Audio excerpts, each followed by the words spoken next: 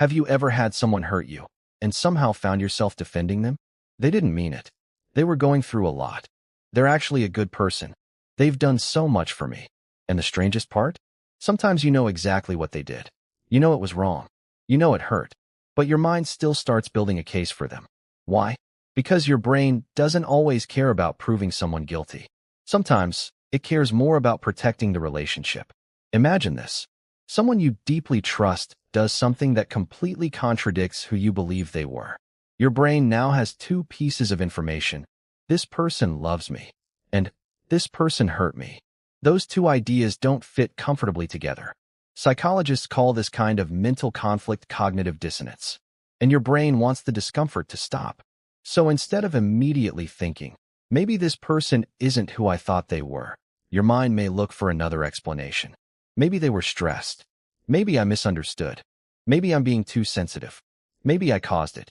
And suddenly, the person who hurt you has become the person you're trying to understand. Here's the uncomfortable part. If the person is important to you, accepting that they hurt you can mean accepting something much bigger. Maybe the relationship isn't what you thought. Maybe you trusted the wrong person.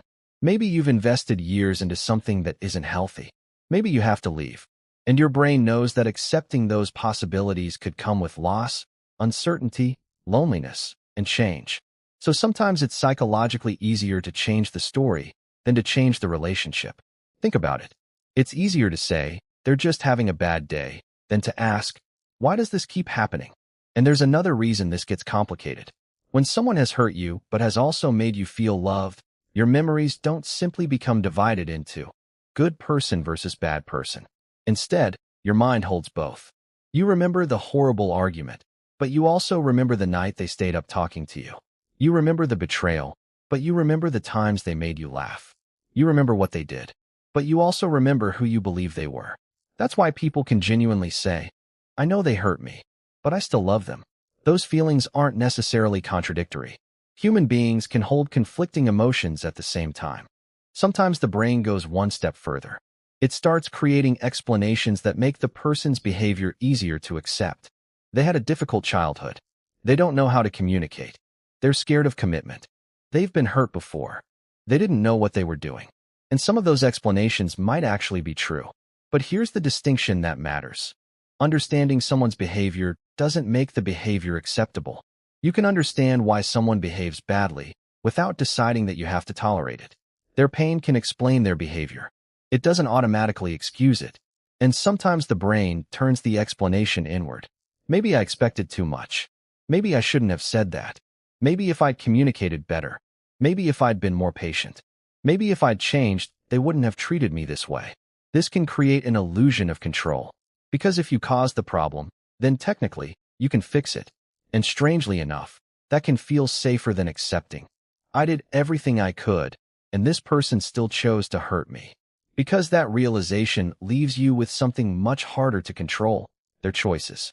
So the next time you catch yourself defending someone who repeatedly hurts you, don't immediately ask, are they a bad person?